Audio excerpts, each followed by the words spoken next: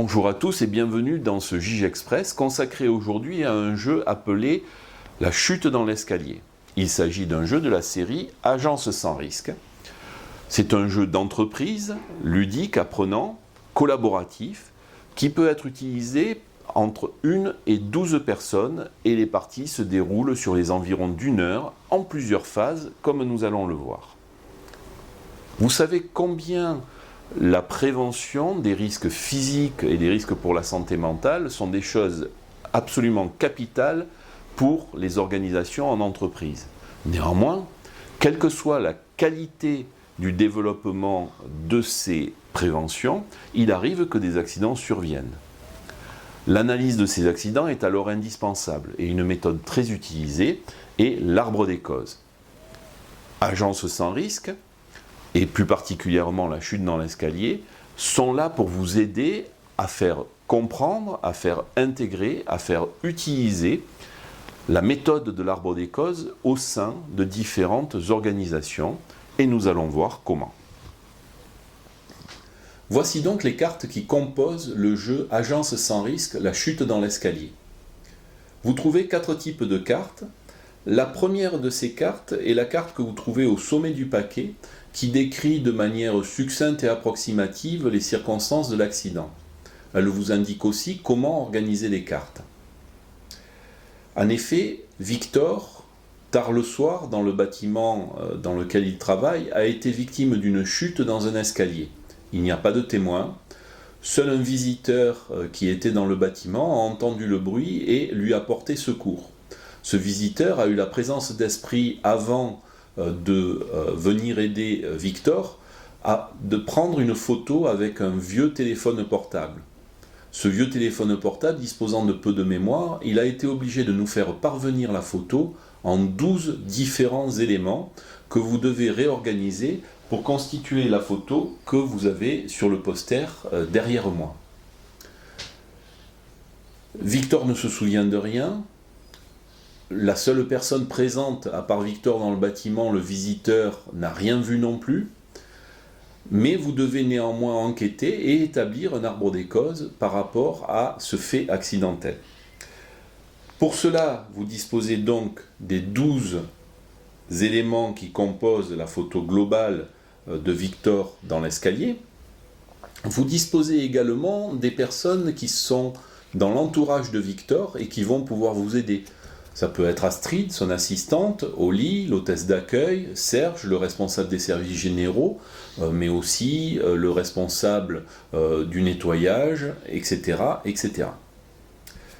Vous avez des cartes constats qui, elles, vont être les constats que vous allez réussir à faire au fur et à mesure de l'avancée de vos enquêtes et des interviews que vous aurez réalisées auprès des personnes qui peuvent vous amener des éléments sur les circonstances exactes dont Victor a été la victime. Prenons un exemple. Vous êtes intéressé par le PC portable de Victor qui apparaît sur la photo et vous posez la question de pourquoi est-il ouvert ? En retournant la carte, vous allez avoir des éléments supplémentaires. Ces éléments supplémentaires sont de 2 ordres.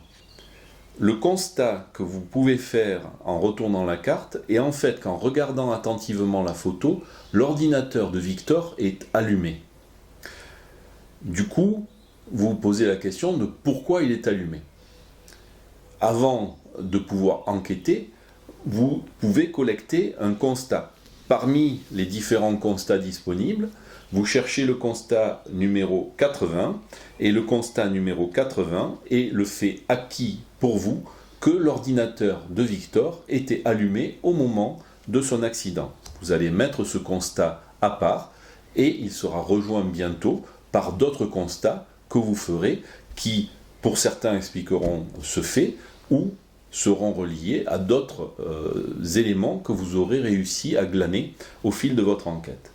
La deuxième chose, comme je vous disais, c'est qu'on se demande pourquoi l'ordinateur est allumé.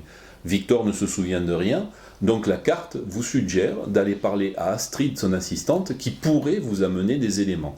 Ce que vous allez faire en cherchant la carte numéro 20 dans votre paquet, et à ce moment-là, savoir que vous allez interviewer Astrid qui va vous amener des éléments partiels sur les circonstances de l'accident, ce qui a fait que éventuellement Victor avait son ordinateur allumé, et va vous inviter à parler avec d'autres personnes qui vont compléter les différents constats que vous allez pouvoir faire au fur et à mesure. Donc en retournant les différentes cartes, en enquêtant, vous allez réussir petit à petit à acquérir les différents constats qui sont possibles autour de cette enquête. Et ces faits vont vous permettre par la suite d'établir l'arbre des causes dans la phase suivante. Cette phase suivante peut être menée idéalement de deux manières différentes. Soit vous disposez d'un grand tableau blanc dans une salle, et à ce moment-là, je vous invite à vous équiper de pâte à fixe qui va vous permettre de coller les différents constats sur un tableau blanc. Ou alors, vous pouvez disposer, si vous avez une grande table, d'une nappe blanche en papier qui va vous permettre, de la même façon que sur un tableau blanc, de disposer les différents constats que les équipes auront pu faire, et vous allez marquer les constats permanents, les constats exceptionnels, les relier entre eux de manière à établir un arbre des causes comme vous le feriez dans la vie réelle. C'est cette étape-là, cette seconde étape du jeu qui va vous permettre d'établir l'arbre des causes. Bien sûr, l'application pourrait s'arrêter là, mais ça serait dommage puisque ce qu'il est intéressant de demander par la suite aux participants autour de la table, c'est quelles contre-mesures mettriez-vous en place, quelles mesures correctives mettriez-vous en place de manière à prévenir les accidents du futur pour que les mêmes causes ne produisent pas les mêmes effets. Et là, on est sur une forme brainstorming, intelligence collective, parfaitement libre, qui va permettre d'établir une liste de choses envisageables en tant que telles, et une dernière phase, comme l'on fait lorsque l'on a une approche d'arbre des causes dans la vie réelle, et ensuite d'établir une liste de priorités, des mesures par la rapidité de mise en place, par le fait qu'elles soient temporaires ou définitives, par le fait qu'elles solutionnent éventuellement plusieurs solutions, plusieurs situations, ou alors parce que budgétairement, elles ont un avantage vis-à-vis d'autres. Donc, on a cette fois-ci la totalité de la quintessence de ce que peut être un arbre des causes à travers une approche assez ludique permettant des débats dépassionnés et une expérimentation extrêmement fructueuse. Voilà, j'espère que je vous ai convaincu que Agence sans risque, la chute dans l'escalier peut être un excellent support pédagogique, un cadeau d'entreprise, un jeu que l'on peut faire avec des membres de différentes instances comme les CSE ou les CSSCT, de manière à promouvoir cette approche dans une bonne compréhension de ce qu'elle peut être et comment elle peut porter ses fruits pour être un outil de prévention des accidents futurs à partir des retours d'expérience que l'on a pu faire sur un accident qui est déjà survenu. Je vous remercie.